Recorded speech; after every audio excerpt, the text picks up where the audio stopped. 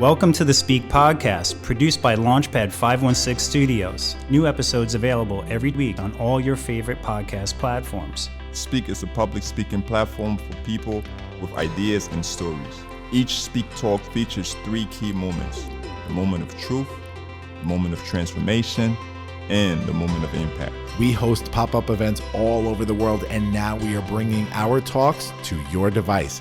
Our speakers are stepping onto the stage and into the spotlight, and now onto this podcast. Welcome to the show. Please welcome the hosts of the Speak Podcast, George Andriopoulos and Fred Banny.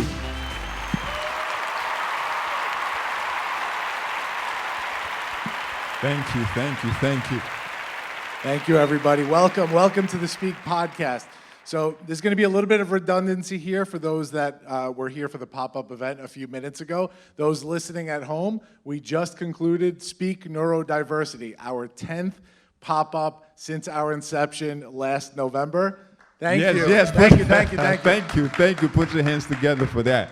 10, it's been hard work, but it's been an incredible journey, as all of you who are in the studio audience have you experienced tonight. So thank you all. Have a seat. Yeah, sure. So there's going to be a little bit of redundancy from the event earlier. We're going to talk about some things that we've already talked about, just so that the audience at home can get to know the Speak Podcast a little bit in the Speak platform. But again, we just finished the Speak Neurodiversity event. What'd you think? Amazing, man. Amazing. And I was having some conversations back, in the green room with the speakers.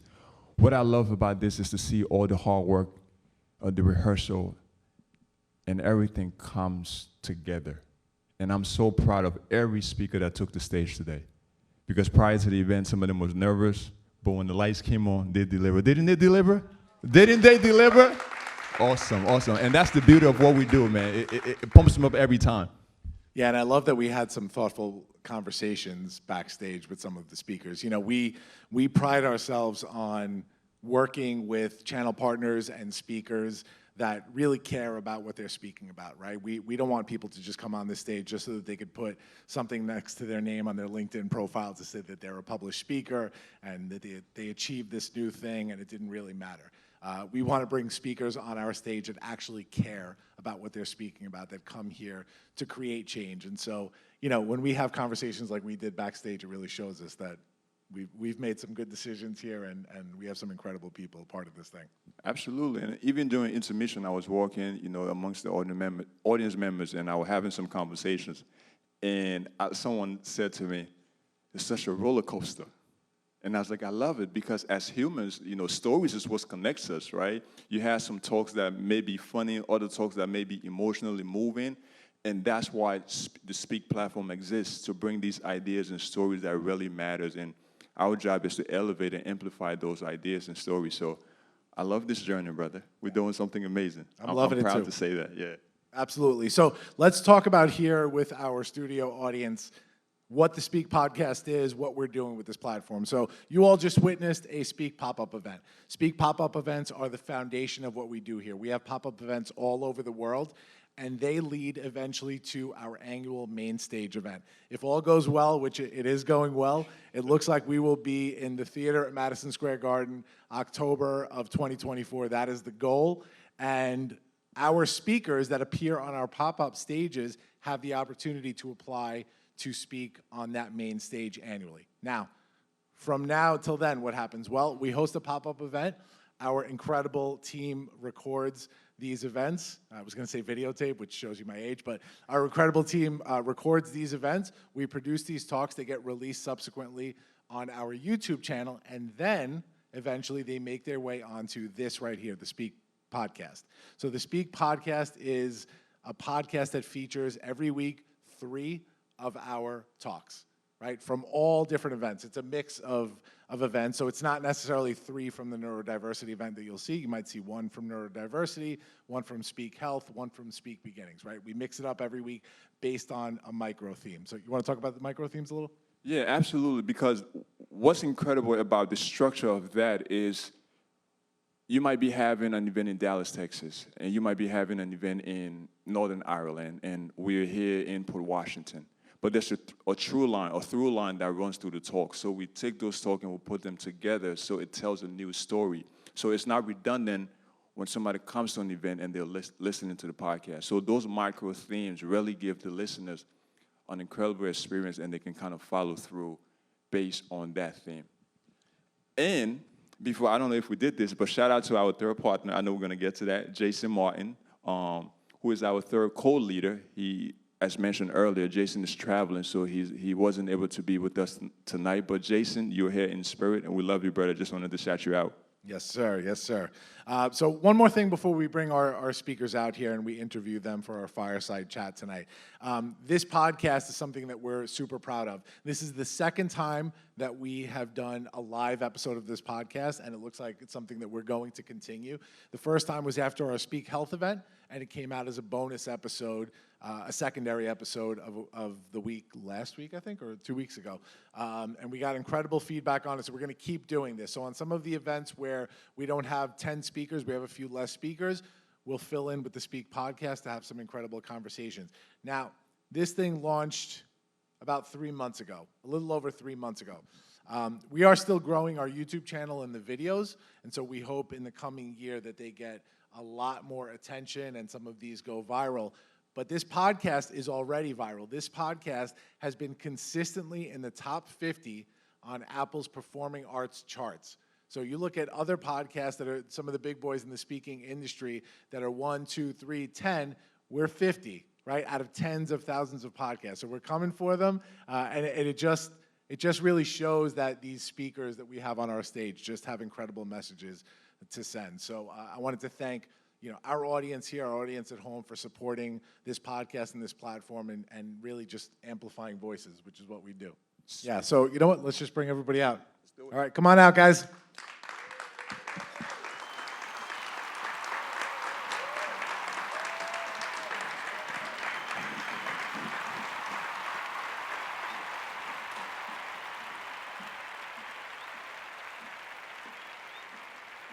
All right, keep it going, guys. Keep it going for everybody here. Welcome, welcome. So I'm going to do introductions here on my left. So we'll start with our first speaker of the night, Brooke Millette. Hi, everyone. She's a princess. She is a princess. We have Kelly Fisher. Hi.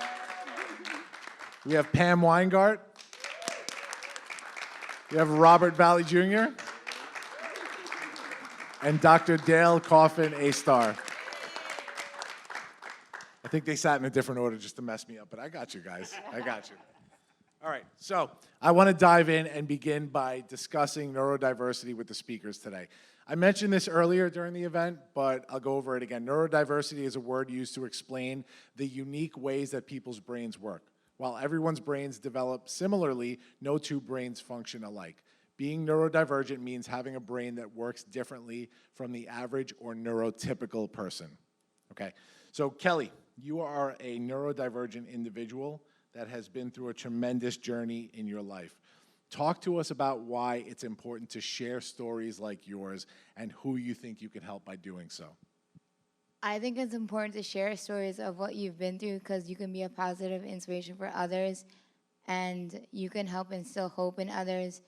And I never thought I would achieve the things I've achieved today. And I think it's important to share your message. For so long, I was ashamed of the things I dealt with, but now I'm happy to be a positive inspiration for others and help people, tell them that you can achieve anything you put your mind to if you have people that are willing to support you and help you. Yeah, that's incredible. That's incredible. I'm curious. There's a big difference between disclosing and there's a big difference between getting up on stage and talking about it to the world. What did point A to point B look like for you? For a while, I didn't really understand my diagnosis of autism spectrum disorder until I was an adult. And then when I met my psychiatrist, that helped me understand it. It helped me understand why I struggled with a lot of things. So I just want to help others. And so now that I'm more comfortable talking about it, I'm more comfortable talking about it on stage and helping others instead of just talking about it among my friends. Yeah, amazing. Thank you, Kelly. Thank you, thank you. Pam, I want to ask you, as someone who we like to say is neurodiverse adjacent, as the step-parent of a neurodivergent child, Same question to you. Why is it important to share stories like yours, and who do you think you can help by doing so? Well, I was actually saying I wish I could have heard someone say what I said tonight when I was going through the journey with my stepdaughter. I mean, it took us 4 years to figure out what was going on, and so much misery. Well, you know, she just didn't understand why certain things were difficult for her, or the social dynamics of high school were so overwhelming for her. And, you know, as I said in my talk earlier, when the pieces fell together and we realized what it was, for her, it was the shedding of this self-consciousness and this self-loathing for a while that was really, I'm so glad we got to this point, and I hope that maybe someone somewhere is listening and they will click and figure it out for their child. Amazing. Thank you, Pam. Thank you. Incredible. So our team members, we all play different roles in getting prepared for events like these. One of my roles is to work with the speakers during virtual rehearsal and preparing them not only on the content of the talks, but on the delivery of the talks. Brooke, I have a question for you. You know, I know this is the first time you're doing something like this, so I'd love to hear from you about your experience on taking the stage, and how was the preparation process like for you? Oh boy, I was so nervous. I know people who know me, I'm very outgoing and I'm like the center of attention and all that, but that's on my terms. This wasn't. This was, you know, I was asked to do this. I had no idea what to expect. I'm like, of course, I got you, because I was asked by my company. And so I was like, of course, I'm in. And then finding out what the process is and that we had to memorize our story, I was like, oh boy, this is way out of my element. But it was definitely, I'm so proud of myself. And I'm so proud of my, you know, team around me who is encouraging me and helped me get through this. Everyone was like, no brainer, you gotta do this, you got this. And I think the way that I just recorded myself and I just listened to myself over and over again, and I know how much I love talking about myself. So it just really helped. I'm just teasing. I'm very humble, I think I am.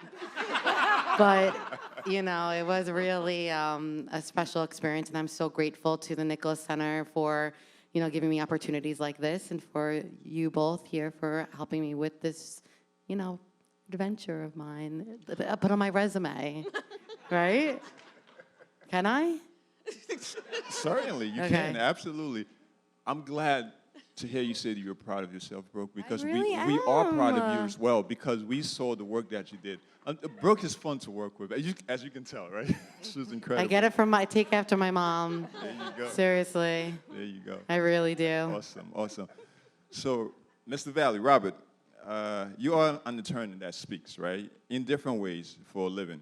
So talk to us about doing something that is different from your everyday talking, like, you know, standing in front of a judge or a jury and presenting. How impactful was this for you, and how was the experience? So this is different in that when you're in front of a judge or a jury, you generally have an outline, and you can vary from the outline depending upon the case.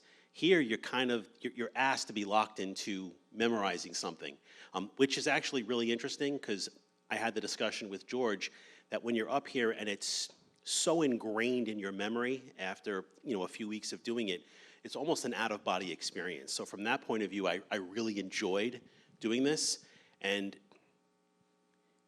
having this opportunity to revisit the timeline of my son's birth to now, which is 27 years, and the differences in the feelings you have, right? Because when you're you know, as a family, you first get pregnant, you're thinking about all the things that are going to happen, and then your mindset changes, as Doctor has spoken about, and it's okay, right?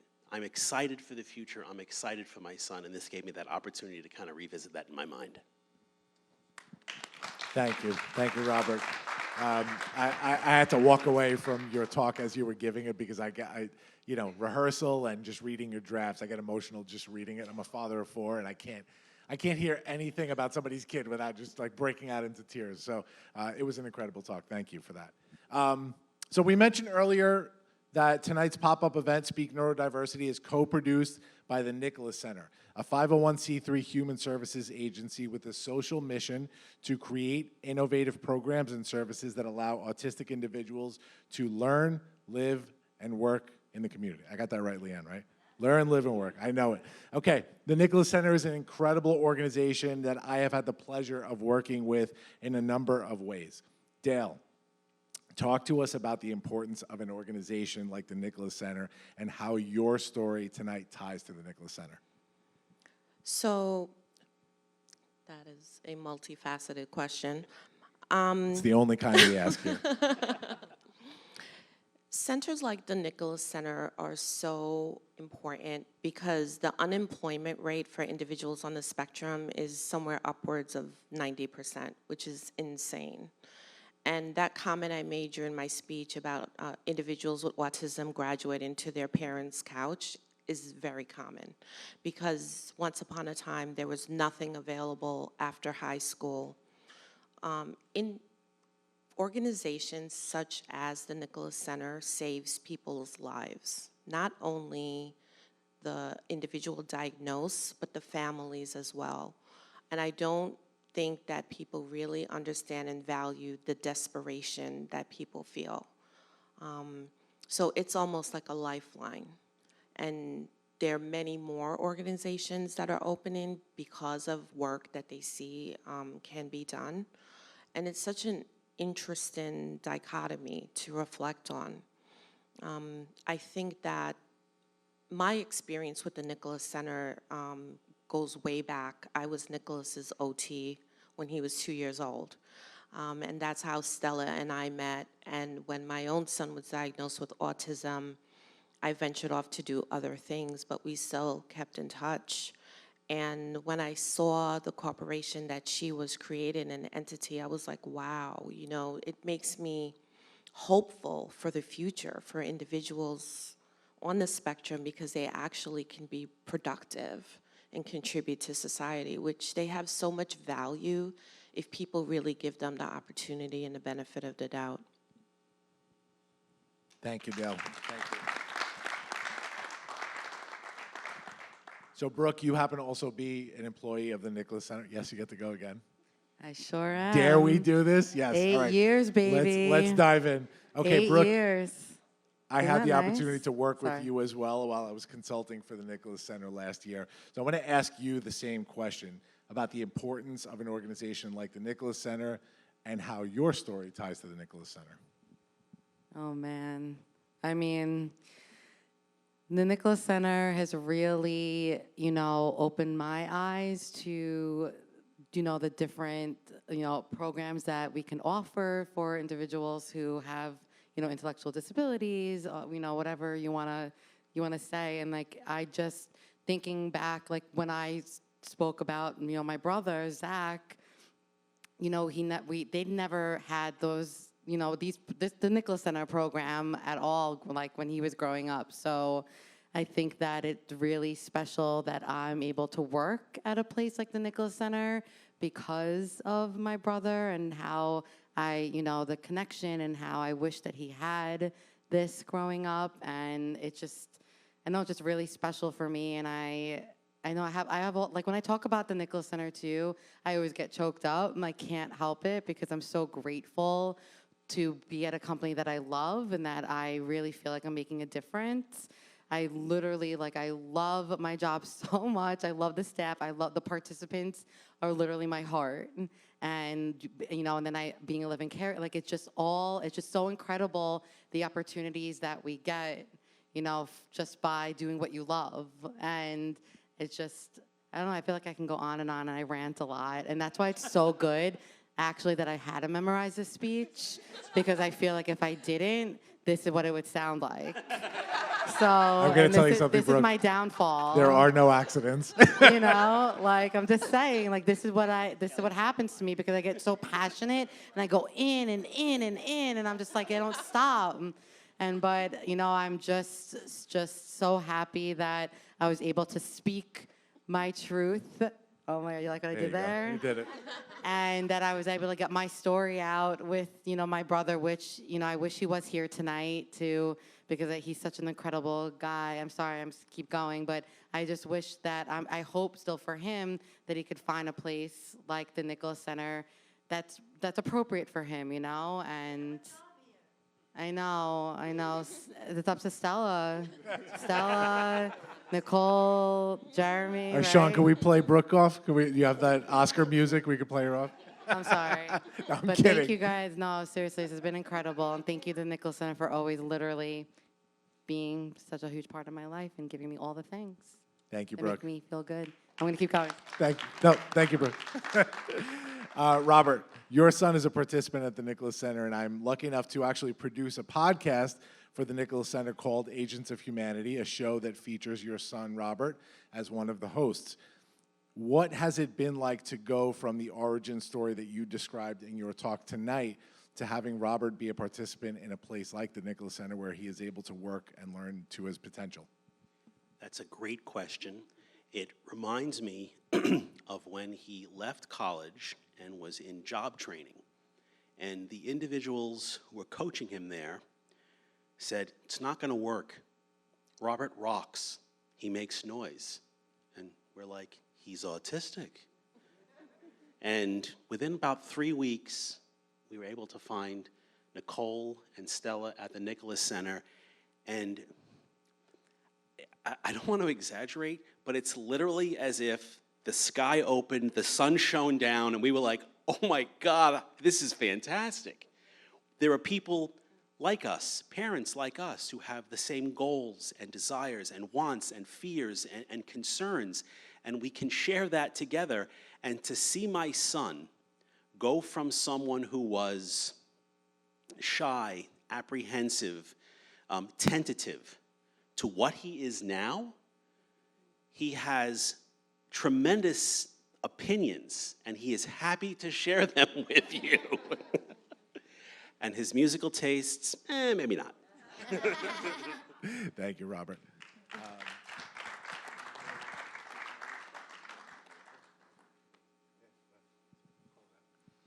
All right, so before we continue, I have a last question, but before I ask our panelists up here, I would like to ask the audience, do anybody have a question you would like to pose to our speakers up here? Want to make room for you. Yes. I just wanted to say that when George approached me with the idea for the Nicholas Center to co-produce, I immediately envisioned people that I would ask, and I asked, and without hesitation, you all said yes. And as Brooke said, I don't think you necessarily knew what this was going to entail, and you just did it. You dove in, and you really... And you delivered, and you really have changed lives, and I'm just so proud of you, and I'm really grateful, and I wanted to thank you, and a shout out, and of course to George and Fred and Speak for giving us this opportunity, because these words will go on and on. So thank you guys, really courageous. Thank you as well. Thank you. Would anybody like to say something in the audience? Oh, right. Hi guys. A lot of you talked about your journey, right? And all of those journeys had an origin point, right? My one question that sort of jumped straight to the front of my mind was, if you could go back and meet that person right now, knowing what you know and having traveled the road that you've traveled, if you could give yourself one, maybe not one word, but one small piece of advice, what would you say to that person now?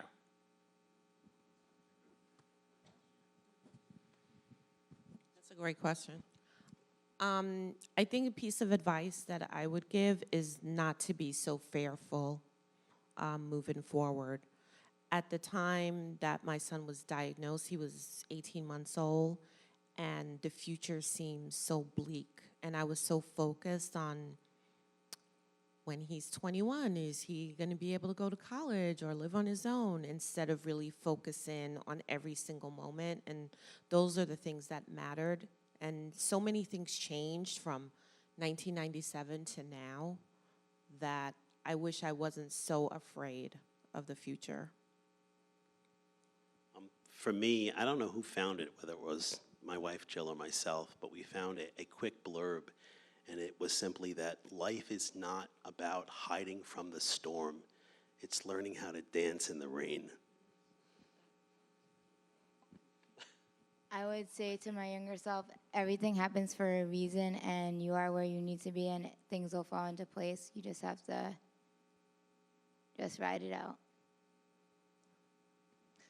I would tell myself, just keep on keeping on and stay hopeful.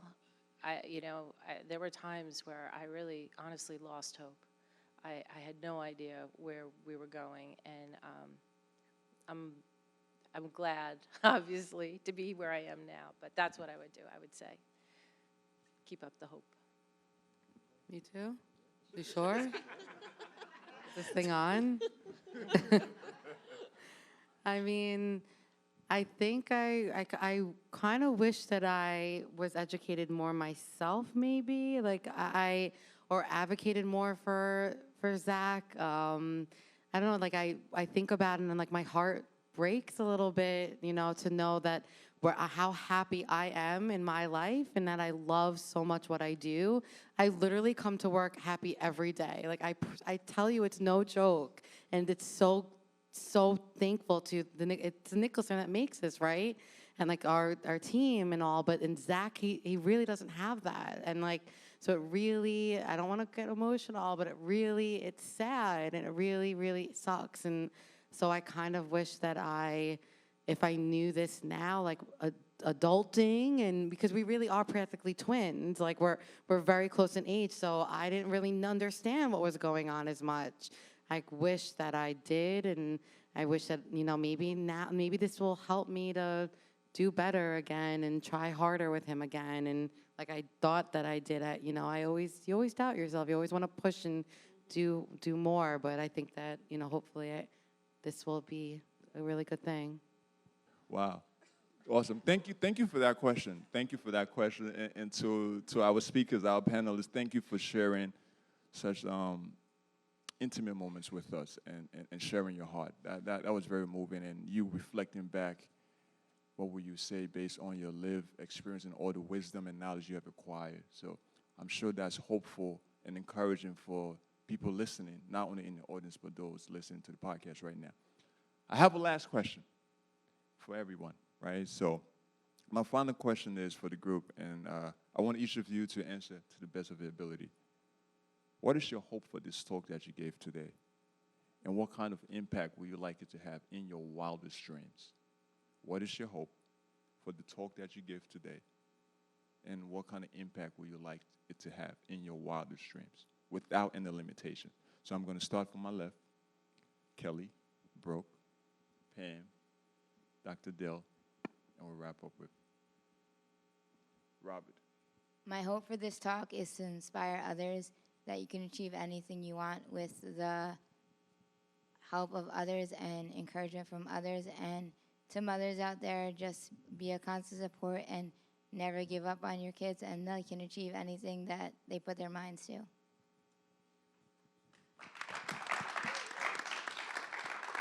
That was good. My hope is that others have been inspired by my story, and maybe other siblings feel what I feel, or anybody that is struggling with being diagnosed and not knowing how they're feeling, if they feel different, that they really, it's okay to live in your truth. That's where you're gonna get far in life. Backstory quickly, I feel I had learning disabilities growing up. I was in resource room, growing up in elementary school, high school, and look at me now. I'm the program director at the Nicholas Center. Are you kidding me? And it's okay, and it's all good, and I just feel, just really grateful that, I'm here, and then again, that other people get inspired by what I've shared with my brother, and that they really, find what their purpose is in life, like I have. Thank you, Brooke. Pam? My hope is that someone who really needs to hear my speech will hear it someday, either like a parent who's up late Google searching what could possibly be going on, or maybe somebody who just stumbles upon my speech out of curiosity and makes a connection. So my hope is that I can help someone else by having them hear this. Thank you, Pam. I think my biggest hope is that parents and caregivers will be awakened to really understand that for progress to happen, the onus is really on them. Like, they have to take on those battles and really work on small achievements step by step. There's so many opportunities and support available now, as opposed to years ago, that I really hope that they're not afraid and will just take things sitting down and really fight for their kids or niece or nephew or whoever it is. But it's important that they just don't take the basic answers sitting down, to really fight for them and awaken inside of them to move forward. Thank you, Dale. For me, my hope is that an employer watching this podcast or hearing it will decide that it's okay to give someone who's neurodiverse a chance at employment. My son has an incredible memory. He's incredibly dedicated to what he does. Just quick story, we're on vacation in Maine and Robert says, hey, can we go to the Dairy Queen around the corner? We hadn't been there in 5 years, but there was a Dairy Queen around the corner. So that skill set, if you can harness that in employment or figure out how to do that, that's what I hope for. Thank you, Robert. Thank you, Robert, and thank you to all of our speakers today at Speak Neurodiversity. I want to thank each speaker, Kelly, Brooke, Pam, Dale, and Robert. Incredible job tonight, not only on the stage, but here on this podcast. So give them a round of applause, everybody. I want to thank our co-producers here, Leanne Vitrone and the Nicholas Center, for joining us. Thank you. Yes, absolutely, for joining us on this venture. I know this was new and different and scary, but I hope it's something that we can continue and do again. Maybe every week. We'll do it once a week. It'll be fun. Same speakers, just not Brooke, because come on, Brooke. We gotta, come on. Brooke's mom next time. Brooke's mom next time. You can tell us more about Brooke's personal life. That would be great.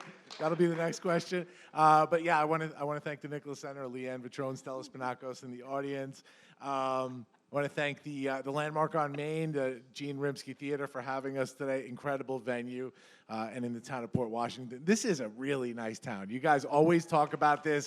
I hear about it on the podcast. I hear about it from you guys. Incredible town, Port Washington. So thank you for everybody for your support and the audience for supporting us and for being here tonight. We appreciate you.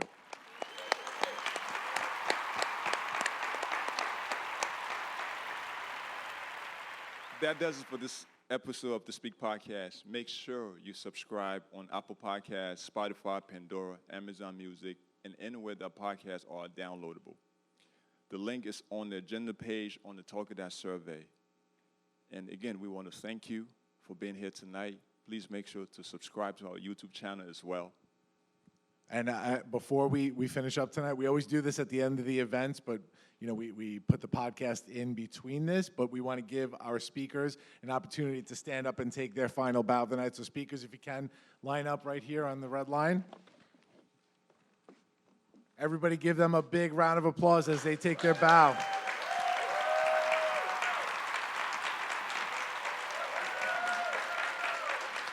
Good night, everybody. Get home safe.